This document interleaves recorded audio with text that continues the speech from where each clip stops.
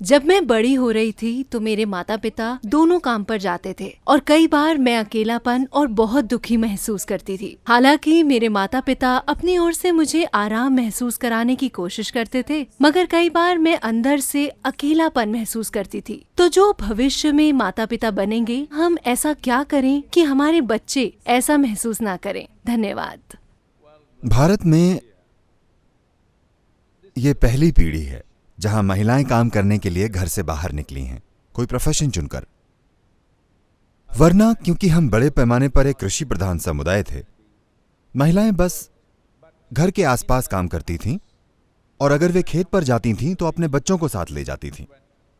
तो हमेशा, जैसे आप बतख और मुर्गी को देखते हैं, मुर्गी जहां जाती है चूजे भी वहीं भागते हैं, उसी तरह बच्चे हमेशा माओ के पीछे भागते रहते हैं।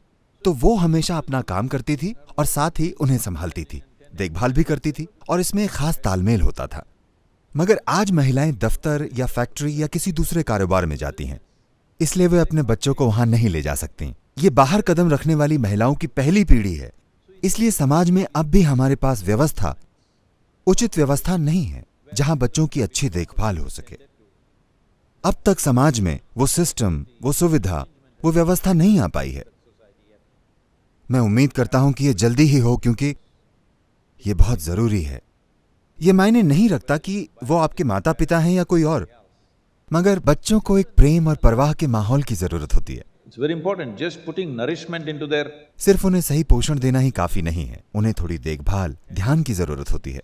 कोई उन पर मुस्कुराए, कोई उनके साथ हंसे, कोई उनके साथ कुछ करे, खेले।